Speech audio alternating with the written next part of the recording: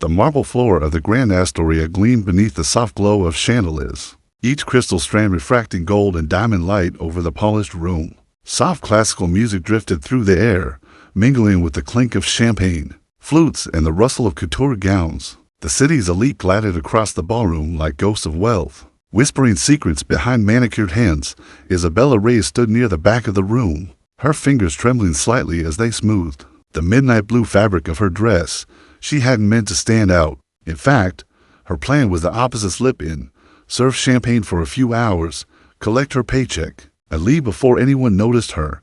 But now, even standing still, she drew eyes. The dress hugged her waist and fell in soft folds around her knees, the neckline modest but elegantly structured. It shimmered faintly under the ballroom lights, more like ocean silk than what it truly was, scrap salvaged from a discount bin and stitched together over sleepless nights at her kitchen table.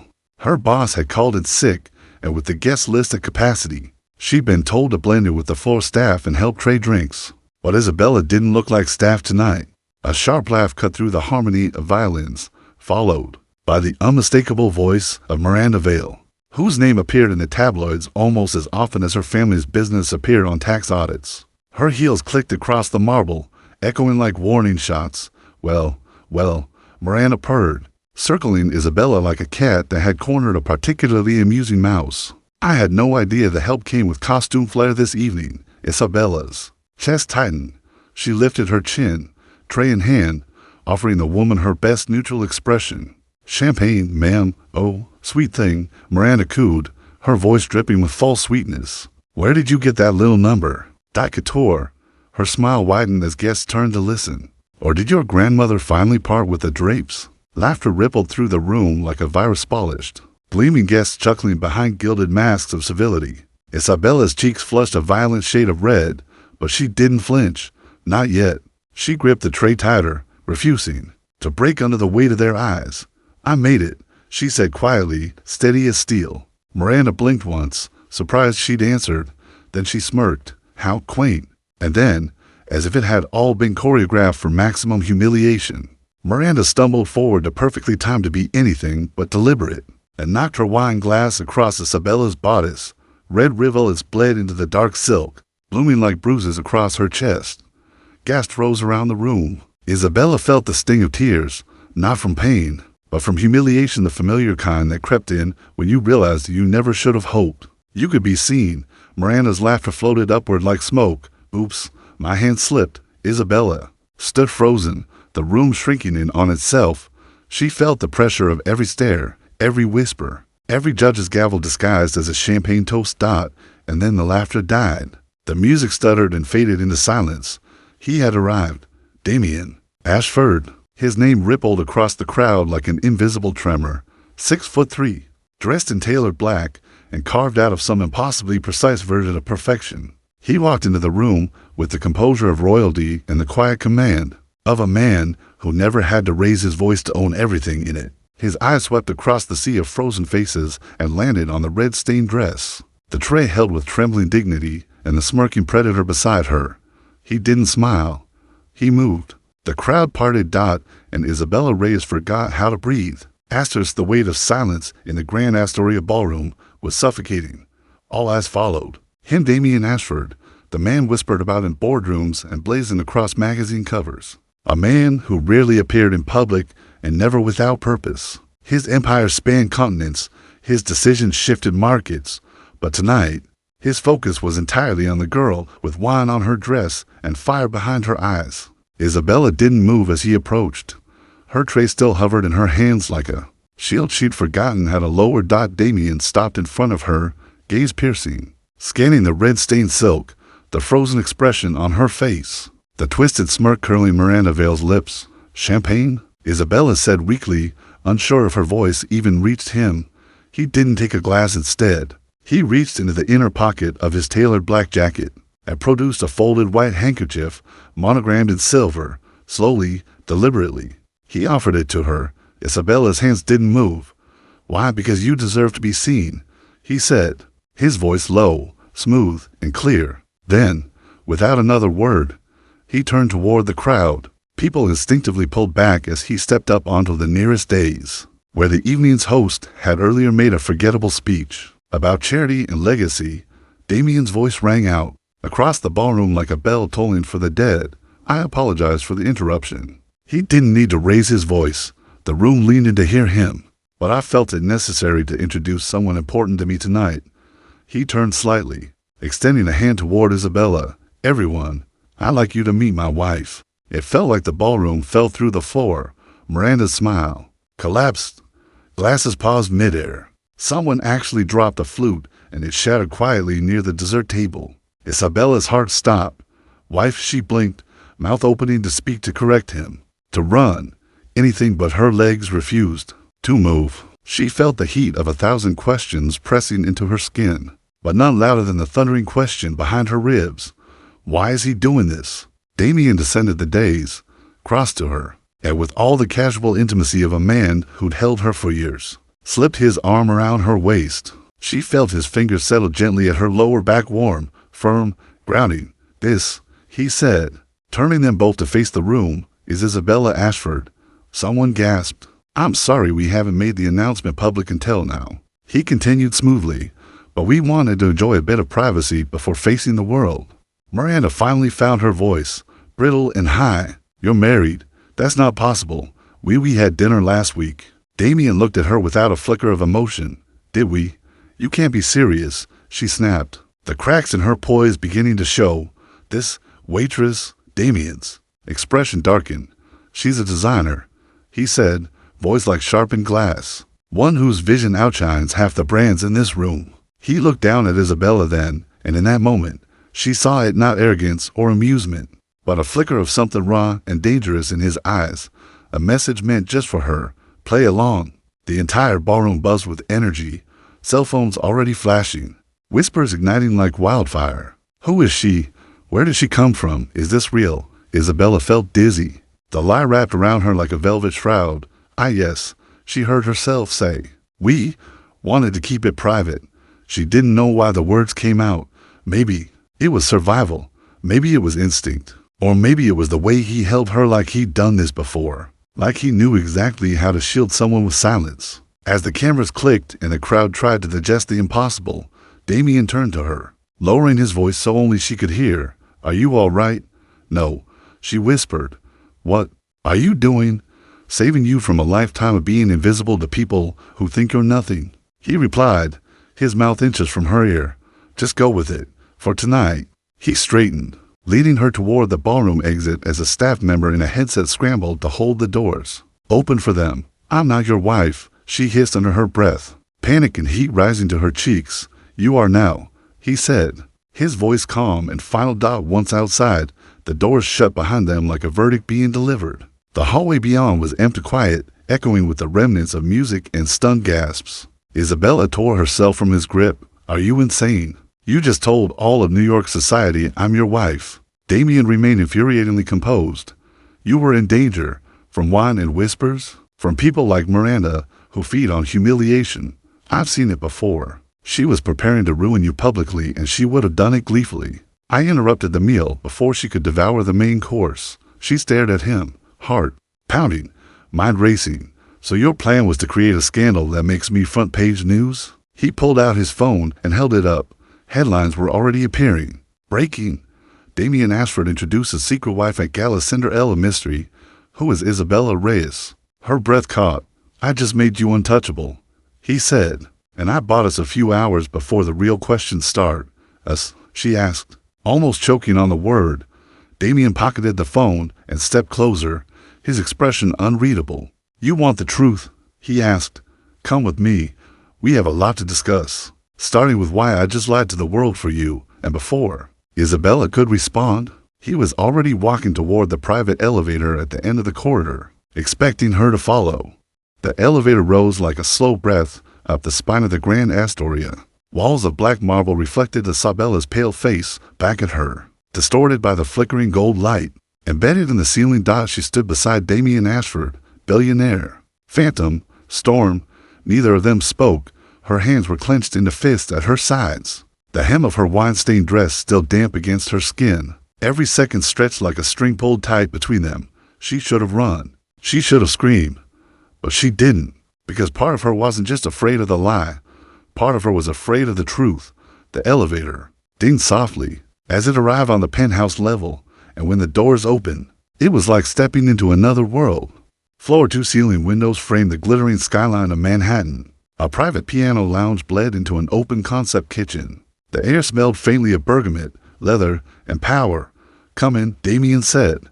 Already walking away without looking back, Isabella followed him on instinct. The suite felt too big for a single person to live in. Every detail screamed curated. Elegance books with no dog-eared pages, art that looked expensive but hollow. Glassware arranged in symmetrical perfection. She felt like a smudge in the middle of a masterpiece. Damien stopped in front of a massive fireplace, his back to her. "You have questions," he said flatly. She did, 1,000 of them. But the first slipped from her lips before she could stop it. "Why me?" He turned slowly, hands in his pockets, and his gaze locked on hers. "You stood there," he said, voice low, covered in wine, humiliated, outnumbered. "And you didn't flinch. You didn't cry. You didn't grovel. You stood your ground with grace." "That doesn't make me your wife," she snapped. "No," he said, "but it makes you real. And real is rare in my world." He walked to a sleek bar and poured a drink whiskey. To fingers, no ice. He didn't offer her one. Isabella crossed her arms. "You still haven't told me why you lied." He turned, swirling the glass in his hand. "I'm supposed to announce an engagement next month," he said coolly. "A merger of names, not hearts. Miranda Vale." Isabella's breath hitched. "Wait, you're supposed to marry her." He gave a small, humorless smile. "The board wants it. My father wanted it before he died. A consolidation of wealth and influence, a perfect arrangement. So I'm your shield. No, you're my escape." He walked past her and opened a sleek black folder on a glass table. Inside was a contract, legal, precise, a machine made of words. 6 months, he said. Pretend to be my wife. We live together. Attend public events. Give the world something beautiful to gossip about. After that, an amicable divorce, and you go back to your life with a new name, a bank account that would make kings jealous. And if you wanted a fully funded fashion label. Isabella stared at the folder. Her pulse thundered in her ears. "Why me?" she asked again, softer this time. He looked at her, and something in his eyes flickered. Old grief, maybe, or something deeper. "Because I had you investigated the moment I saw you," he said. Her body stiffened. "You what?" "I needed to know if you were a threat, or if fate really had a sense of humor," he said. "Turns out, you're just someone trying to survive. Just like I used to be." She took a step back. "So all of this tonight, it was calculated?" "No," he said. "It started as instinct. It became strategy. Now, I don't know what it is." She turned toward the door. "This is insane. I don't even know you. You don't need to," Damien said. "But you need what I'm offering." She froze. "My assistant sent payment for your mother's hospital bill an hour ago," he said quietly. "Stage 3 lymphoma. Treatment was delayed twice due to insurance issues. That's over now." She turned slowly, her face pale. "You had no right." "I had every right if it bought you time," he said. "Now I'm offering you choice. Something neither of us has had in a long time." Isabella felt like the floor beneath her wasn't real anymore. She wanted to scream. She wanted to cry. But most of all, she wanted to believe him. "And if I say no," he stepped closer, "then I say you're divorcing me because you couldn't handle the spotlight. I protect your name, your dignity. You go back to a broken system that will bleed. You dry. Your mother might still survive. You might still fight your way out. But it'll be harder, slower, colder. And if I say yes," she asked, her voice shaking, "then you become untouchable." Silence settled like dust in a long abandoned chapel. Damien set the contract on the table and stepped back. "The choice is yours." Isabella stared at the paper, black ink, silver foil. Lies and possibilities stitched together by a desperate billionaire and a girl with a wine-stained dream. She stepped forward. Then, with trembling fingers, she reached for the pen. "I want 3 conditions," she said. Damien raised an eyebrow. 1. You don't touch my designs without my permission. 2. You never interfere with my personal time. 3. If I find out you've lied to me again, even once, I walk no matter the cost. Damien smiled, but it didn't reach his eyes. "Done." She signed her name, and with the stroke of a pen, Isabella Reyes became Isabella Ashford, wife of the most powerful man in New York, at least on paper, and far above them, in penthouse windows. No one could see through. Miranda Vale stared from the building across the street. She was already planning her next move. Asterisk, the headlines exploded like fireworks the next morning. Damien Ashford's secret wife, the Cinderella nobody saw coming who is Isabella Reyes. From serving drinks to owning the room, Miranda Vale's silence speaks louder than words. Isabella sat at the long glass dining table in Damien's penthouse, staring at a tablet that showed her face splashed across every entertainment and business news outlet in the country. Some called it a fairy tale, others a calculated PR stunt. None of them knew the truth. She wasn't anyone's fairy tale. She was a fraud in borrowed heels. Morning, Damien said, stepping into the room in a crisp navy suit, his phone pressed to one ear. He was already mid-conversation. Cancel the Forbes interview. Push the merger conference to Friday. No, I don't care what time zone Berlin is, and just make it happen. He ended the call and looked at her. His eyes flicked to the untouched croissant on her plate, the tablet beside it. They're relentless, he said, nodding toward the screen. Do you ever get used to it? She asked. No, he said, pouring himself coffee, but you learn to stop letting it matter. Isabella looked down at the tablet again. She was wearing her handmade dress in every photo. The one Miranda had tried to destroy. The comments were brutal. She's a nobody, gold digger, pretty, but forgettable. Maybe you don't care what they think, Isabella muttered. But I'm not built like you. Damien sat across from her, hands folded. You don't have to be. That's the point. She met his eyes for a moment. She thought she saw something raw behind them. Then it vanished. Later that afternoon, Isabella stood in front of a floor-length mirror in the dressing room of New York's most exclusive designer, Atelier. The studio had been closed just for her. Racks of custom gowns lined the space, each one more beautiful and more absurdly expensive than the last. A stylist hovered beside her with pens and a clipboard, mumbling about necklines and seasonal palettes. Damien sat on a velvet couch behind her, silent and unreadable. I don't want this, she said suddenly, startling the stylist. I don't want to be a doll in someone else's game. Damien rose, walked toward her, and said quietly, then, stop playing, start shaping it. Isabella turned to him. You're the one who shaped this lie. You signed it, he said softly. You're in it now, so wear what makes them choke, and speak like you own the air they breathe. That's how you survive in this world.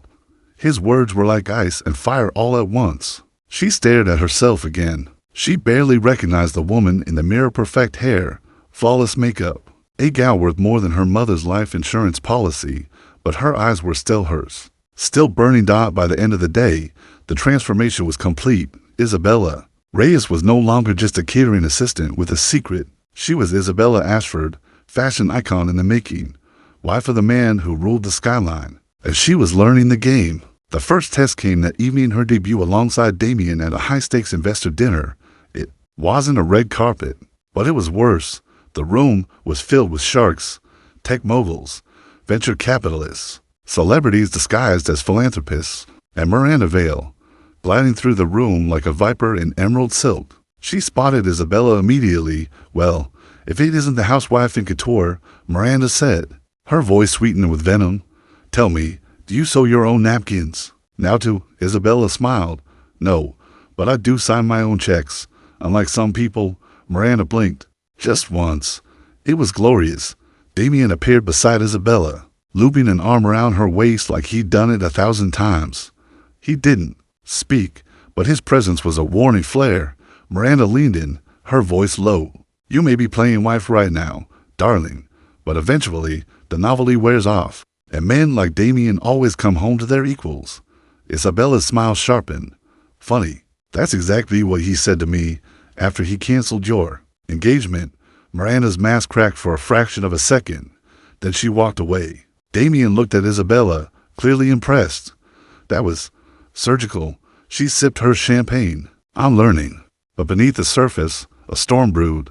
That night, long after the guests were gone and the penthouse was silent, Isabella wandered into Damien's office. His desk was a battlefield of contracts and blueprints. She saw her name on one folder. She didn't open it. Instead, she looked at the wall, a gallery of black and white photographs, Damien as a child, a woman with warm eyes and a sad smile, a man with the same jawline as Damien, shaking hands with a president. In the corner, a single image, Damien, maybe 12 years old, holding a sketchbook with a drawing of a building.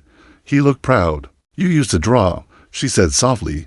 Damien's voice came from behind her. "Still do. When I can't sleep." She turned. "Why me?" I told. "You because you stood up to them." "No. Why did you really pick me?" Damien hesitated. "Then, because when I saw you, I remembered who I used to be." The words hung between them like an unfinished promise. "You know this won't last," she said. "I know," he replied, but even as they both pretended to understand the rules, something invisible kept shifting like a fault line beneath their feet and across town. In a private suite atop another skyscraper, Miranda Vale stood before a computer screen, watching video stills of Damien and Isabella. She wasn't planning to humiliate Isabella anymore. She was planning to destroy her. Asterisk, the thunderstorm arrived just after midnight. Isabella stood by the penthouse windows, watching the skyline drown. In streaks of rain and flashes of white light, Manhattan looked less invincible in the storm. Fragile, almost, like the people in it were suddenly exposed beneath the glass and steel. She hadn't slept in days. Every hour in Damien's world was a performance. Her smile had to be timed. Her words, rehearsed. Every glance at Damien in public had to be soft, enough to imply affection, but distant enough to remind the world they weren't a fairy tale. And yet, sometimes, the lie felt warmer than the truth. Isabella touched the necklace around her throat, a delicate chain Damien had given her the night before. No cameras, no contracts, just him, a glass of wine, and a quiet, almost boyish smile. "I thought it would suit you," he'd said, voice softer than usual. She hadn't known how to respond. Now, alone in the silence of the storm, the necklace felt heavier than it should have. A ping echoed across the room. Her phone lit up with a message from an unknown number. "Thought you should see what your husband's been hiding. Suite 73. Tomorrow, 4 p.m. Attached was a photo, Isabella's. Breath caught. It was Damien in a dimly lit conference room, seated beside the unfamiliar man in suits and a woman who looked vaguely familiar. On the table between them was a document stamped with an old neighborhood zoning map. She recognized it immediately, her childhood neighborhood. The same one Damien had claimed was off limits to development. Her hands trembled. It had to be old. It had to be nothing.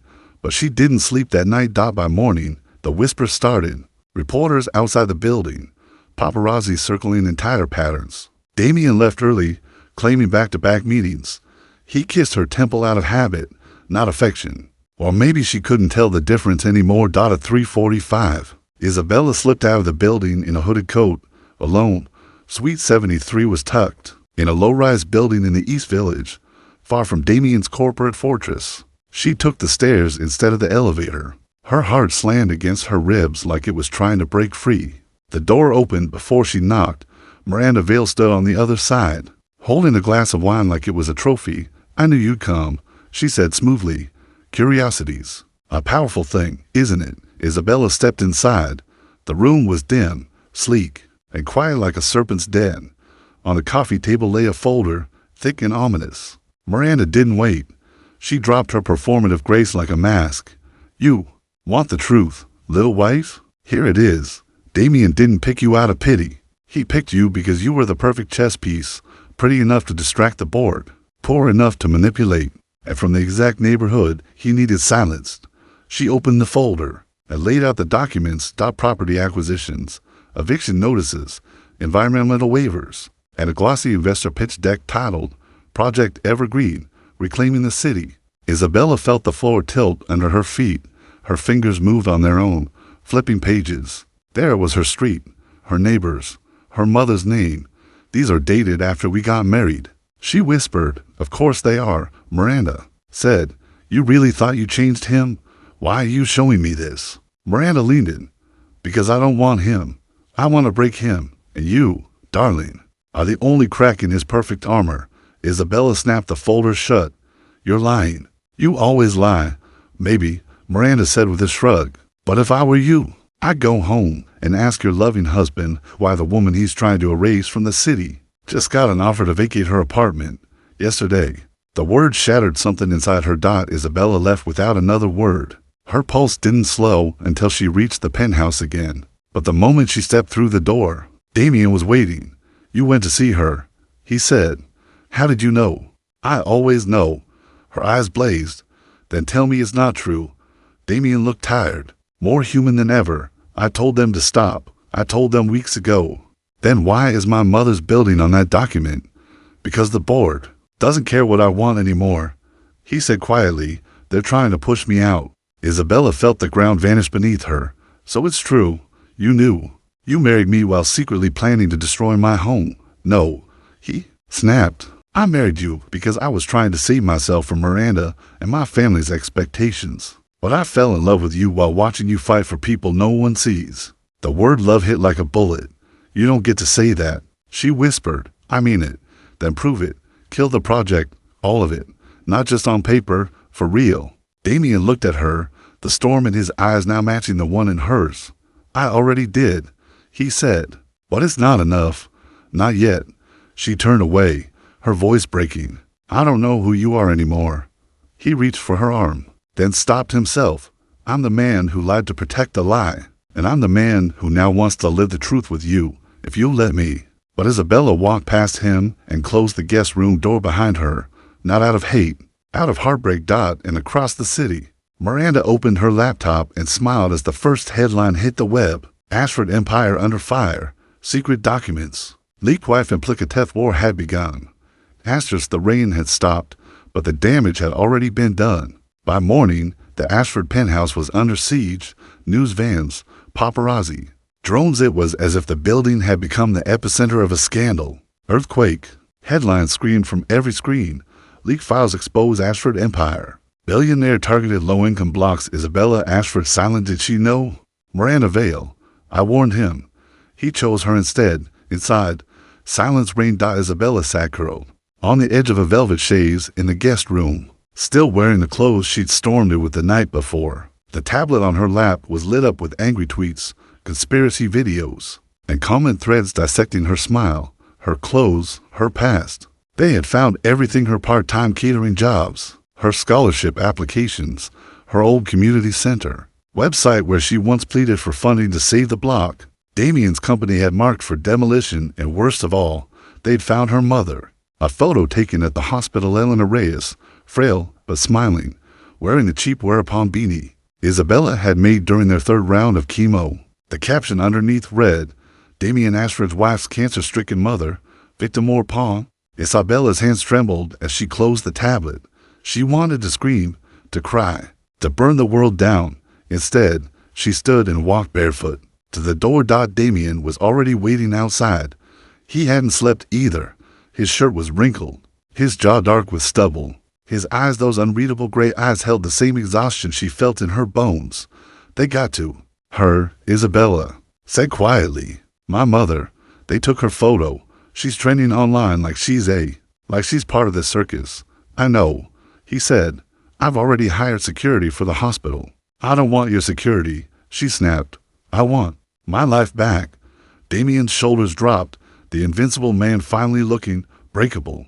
"I'm sorry." "Stop saying that," she said, voice cracking. "You're always sorry after. Sorry you lied. Sorry you used me. Sorry you didn't tell me the board was planning to destroy the only home I ever knew." "I'm not sorry I met you," Damien said, stepping closer. "And I'm not sorry I married you, even if it started as a lie." She turned to face him. "Then what do we do now?" A long pause. Damien reached into his inner coat pocket and handed her an envelope. She opened it carefully. Inside was a printed statement, already signed. "Public withdrawal from Project Evergreen, effective immediately. Personal financial contribution to Block Preservation Trust. $80 million. Isabella blinked. "You're buying your way out of this." "No," Damien said. "I'm giving my way out. The trust will be run by the community independent board. You'll have the final say. It's yours." She stared at him, heart hammering. "You're giving me control over $80 million. I'm giving you something you were never given before, power." She wanted to believe him. God, she wanted to. But trust once shattered doesn't heal overnight. "Why now?" she asked. "Why not before the world came crashing down?" Damien's voice dropped. "Because I didn't realize how much I needed to lose before I could see what mattered." And I'm not trying to fix this for the headlines. I'm trying to fix it for you." They stood in silence. Then Damien stepped back and did something he'd never done before. He offered her a choice. "I'll disappear," he said. "I'll release a statement saying it was all my doing, that you knew nothing. You can walk away with your name clean, or we rebuild, together. No contracts, no boardroom lies, just us." Isabella looked at him. Not the billionaire, not the scandal, just the man who had once whispered a lie in a ballroom to save her and was now asking her to believe in something neither of them had trusted in for a long time, each other. But before she could answer, James, the ever-composed assistant, burst into the hallway, uncharacteristically breathless. "Sir, Isabella, you need to see this, now." They followed him into the living room. The massive screen on the wall was playing a live broadcast. Miranda Vale stood at a podium in front of a sea of reporters, her lips curled into a perfect, practiced smile. "I deeply regret what's happened," she said, "but I must confess I fear this outcome. Isabella Reyes Ashford was never a good fit for someone like Damien, and I know this because Damien and I were together, intimately, until very recently." Isabella's jaw dropped. "She's lying," Damien growled. "No," Isabella whispered, heart pounding. "But the world won't care," Miranda continued. "I tried to warn Damien about her past, her ambitions, her manipulation, but love blinds even the smartest men." She produced a flash drive. "And I have proof." The feed cut out. Suddenly static overtaking the screen. Isabella turned to Damien. "What's on that drive?" His face was stone. "Nothing I gave her." "Then someone else did." James looked pale. "Sir, we may have a leak. Internally." "Great," Isabella muttered. "Now there's a traitor too." The air turned electric. The war had moved from whispers to screens, from lies to weapons, and Isabella wasn't just collateral damage anymore. She was the target. Asterisk, they didn't sleep that night. Not Damien, not Isabella, not James or the legal team, or the publicists scrambling to get ahead of a storm already halfway through the building. Because by sunrise, Miranda's bombshell had done what centuries of sabotage couldn't. It cracked the Ashford name. News outlets worldwide had picked it up. Miranda's press conference, the claims of an affair, and the mysterious flash drive she handed over to federal regulators. Just before disappearing from public view, Damien Ashford cheated with ex-fiancée.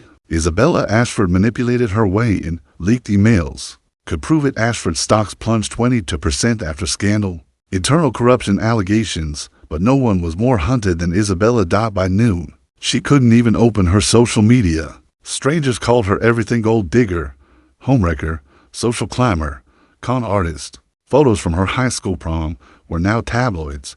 Conspiracy theorists tracked her old addresses. One outlet ran a segment called The Fake First Lady of Finance, and the worst part? She still didn't know what was on the drive. Damien swore he didn't know either, that the documents weren't his, that Miranda was bluffing. But Isabella could see the tension in his shoulders, the panic behind the mask he tried to wear. This time, he wasn't in control. Neither of them were. By afternoon, the SEC had launched a formal inquiry into Ashford Holdings. The board called an emergency session. Shareholders wanted Damien out. James called a press conference for the next morning. "They'll expect a statement," he said gravely, "preferably one with a public divorce." Isabella's chest tightened. "You want me to stand there beside him and pretend to walk away for optics?" "No," James said softly. "I'm saying it might be safer if you did it for real." Isabella left the room without answering. She wandered the city like a ghost that night, hoodie up, sneakers on, blending into the world that had once ignored her. She stopped by the old art center, now locked and abandoned. She sat on the cracked stoop where she used to draw in the summers, dreaming of someday making it. Now she had it all, and she was losing it. Not the money, not the fame, but herself. She realized something. Sitting there under flickering streetlight, she hadn't been fighting for herself. She'd been fighting for her mother, for her community, for dignity. And somewhere along the way, she had traded her voice for a prettier lie. That ended tonight. The next morning, the press conference began in a sea of flashing bulbs and buzzing microphones. The room at the Four Seasons overflowed with journalists, investors, and enemies in tailored suits. Damien stepped up to the podium, face unreadable, suit impeccable. The room hushed. He cleared his throat. I want to begin by apologizing to the board, to our partners, to the public, and most of all, his eyes found her in the crowd, to my wife. Gasps rippled through the room. Isabella stepped forward from the shadows, wearing the dress Miranda had once mocked her for. This time, spotless, pressed, proud, she walked like a woman with nothing to prove. She stood beside him at the podium, took a breath, and leaned toward the microphone. I wasn't born into this world, she said, voice clear and unwavering. I didn't grow up in penthouses or attend galas. I learned to sew from YouTube videos. I learned business by watching the people around me survive on $400 a week, and I learned dignity the hard way. She turned slightly to face the cameras. Yes, Damien Ashford lied. He offered me a contract marriage to escape an arranged engagement. And yes, I agreed because I was drowning, and he threw me a lifeline. But what neither of us expected was to fall in love. The room exploded with murmurs. Damien's head turned toward her sharply, his eyes wide. But she kept going. Love is messy, painful. It doesn't always come dressed in silk. Sometimes it comes wearing wine-stained fabric and carrying a tray. But it's real. She reached into her purse and held up a second flash drive. This, she said, is the real Miranda Vale file. The original, with metadata, locations, digital footprints. My team, yes, my team pulled it from the same source that leaked. The forged version. She inserted it into the laptop beside the podium. Screens behind them lit up. Document provenance. Edited metadata. Miranda Vale's version doctored. Original source. Vale Industries' attempted hostile acquisition of Ashford. Trust. Gasps. Chaos. I was never the enemy, Isabella said calmly. But I'm no longer the shield either. She turned to Damien, who still looked stunned. I forgive you, she whispered, too softly for anyone but him to hear. But this time, if we're going to rebuild, I'm leading with you. Damien swallowed hard. I was wrong about everything, especially about what I thought I deserved. No, Isabella said, taking his hand for the first time in public. You just forgot you had the power to change. Flashbulbs snapped. Reporters shouted questions. But the storm inside the room had passed, because for the first time, the truth was louder than the lie. 1 week later, the SEC dropped its investigation. Miranda disappeared from the public eye. Rumor had it she'd fled to Europe. Ashford's stock stabilized. The community trust launched officially under Isabella's name. And on a quiet Sunday morning, back at the Grand Astoria Hotel, where it had all begun, Isabella and Damien stood in front of a mirror. No contracts. No cameras. No one but them. Do you regret it? She asked, adjusting the neckline of her white dress. Only the part where I didn't meet you sooner, he said, slipping the ring onto her finger again this time. For real, she smiled. Everyone laughed at me, she whispered, until the richest man in the room called me his wife. And now? Damien asked. Now they'll laugh again, she said, but this time I'll be too busy building empires to notice. And when they walked out of the ballroom, hand in hand, the world didn't gasp in shock. It stood in awe.